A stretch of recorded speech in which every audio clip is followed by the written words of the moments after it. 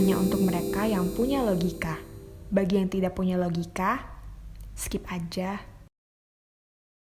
Keberhasilan Greysia Poli dan Apriani Rahayu merebut medali emas Olimpiade bukanlah cuma soal olahraga.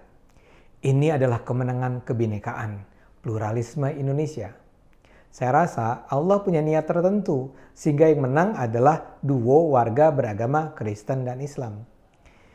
Allah memberi kita tanda bahwa untuk kemajuan Indonesia, semua umat beragama harus bersatu, bersaudara, bekerja sama. Seusai pertandingan, banyak orang mengunggah kembali tweet Greysia beberapa tahun yang lalu ketika ia masih berpasangan dengan Nitya Krishinda. Saat itu, ia menulis, "Pelatih saya keturunan Tionghoa, Tulen asal Solo. Pasangan saya di lapangan keturunan Papua Blitar. Saya orang Minahasa Tulen, ada Tionghoa dikit. Kalau bukan Indonesia yang mempersatukan kami tidak akan pernah bisa bersatu. Bangga berkebangsaan Indonesia, saya Pancasila."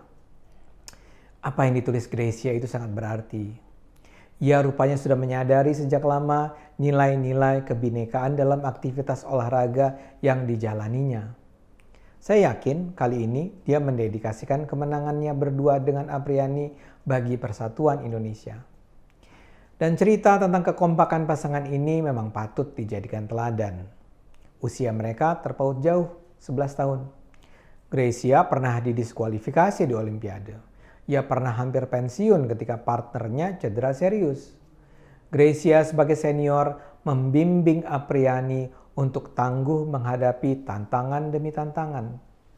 Sedemikian dekatnya mereka berdua sehingga Apriani sempat khawatir ketika Greysia berniat menikah.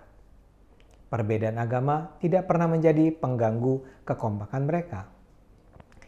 Kini cita-cita mereka berdua untuk memperoleh salah satu pencapaian tertinggi dalam olahraga terwujud sudah. Ketika lagu Indonesia Raya dikumandangkan, kedua perempuan jagoan ini terlihat tidak dapat menahan tangis. Buat saya dan jutaan warga Indonesia lainnya, Greysia dan Apriani memang membanggakan.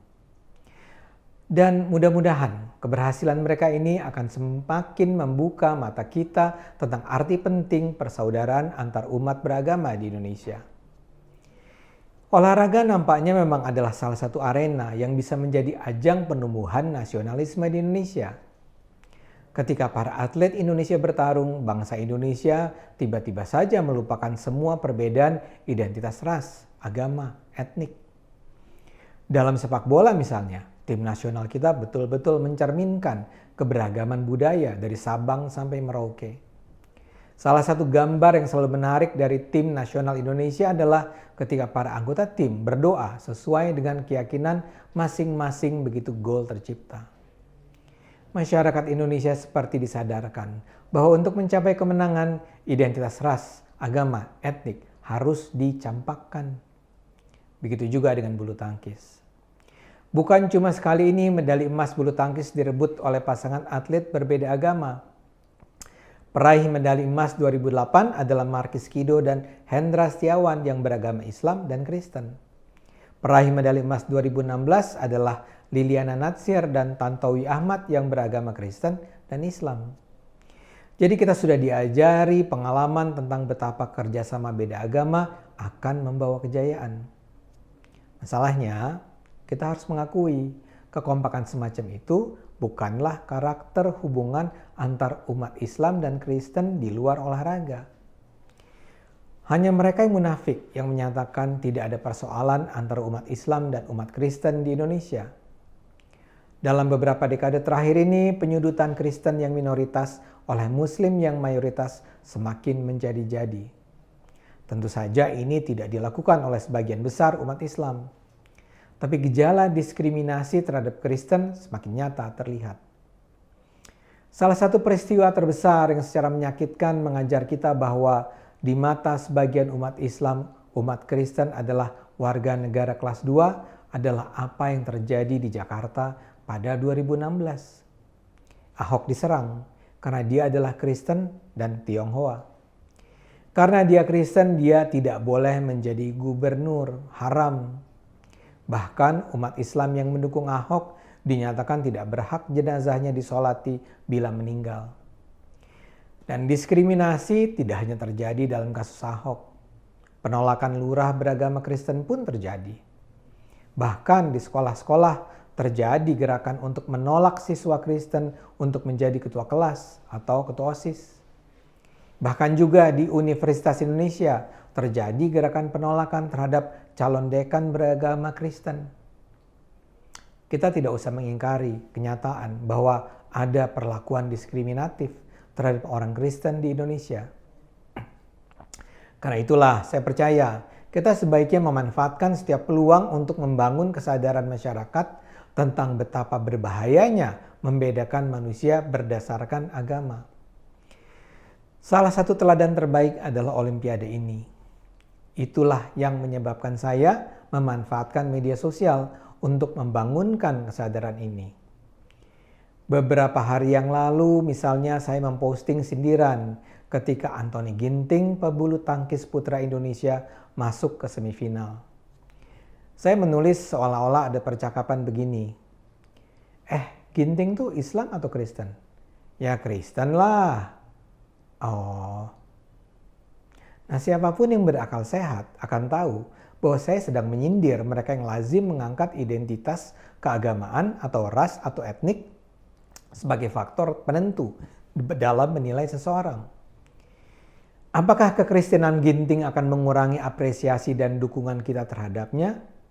Tentu seharusnya tidak. Tapi nyatanya apa yang saya tulis itu membuat berang banyak orang. Yang paling keras disuarakan adalah tuduhan bahwa saya sedang melakukan provokasi untuk memecah belah bangsa. Dan yang bereaksi keras ini bukan hanya orang bodoh. Roy Suryo, politisi Demokrat, sampai merasa harus bikin tweet begini.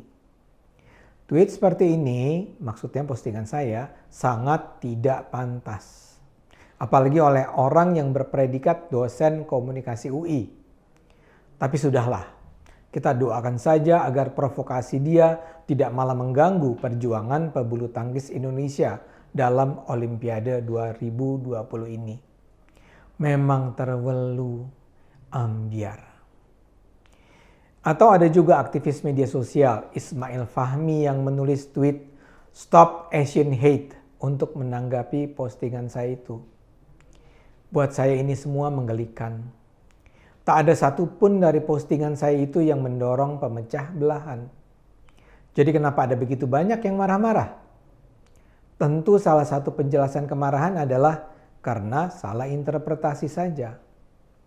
Ya memang tidak semua cukup pintar untuk membaca sindiran. Tapi kalau saya baca isi banyak komentar yang marah, saya menduga ini terkait dengan ketidaknyamanan yang diakibatkan oleh fakta bahwa sebenarnya jagoan Indonesia ini lagi-lagi beragama Kristen. Mereka marah karena kemenangan Ginting ini memberi pembenaran pada gagasan bahwa kemenangan Indonesia hanya bisa dicapai bila atlet Islam bekerja sama dengan atlet Kristen. Dan itu yang kemudian terjadi ketika akhirnya Greysia dan Apriani memperoleh medali emas dan saya menulis postingan. Kalau saya bilang duo Greysia Apriani itu duo beragama Kristen Islam, masih pada ngamuk-ngamuk nggak ya? Nyatanya yang marah-marah dan menuduh saya provokator masih mengalir deras. Dengan kata lain, kemarahan itu memang bisa jadi terkait dengan mendalamnya keyakinan tentang pembedaan umat Islam dan Kristen. Mereka tidak suka saja kalau umat Islam harus bersatu dengan umat Kristen. Mereka tidak suka dengan Indonesia yang satu. Karena itu kembali ke awal. Keberhasilan Greysia Poli dan Apriani Rahayu merebut medali emas bukanlah cuma soal olahraga. Ini adalah kemenangan kebinekaan pluralisme Indonesia. Saya rasa Allah punya niat tertentu sehingga yang menang adalah duo warga beragama Kristen dan Islam. Mari terus gunakan akal sehat. Karena hanya dengan akal sehat bangsa ini akan selamat.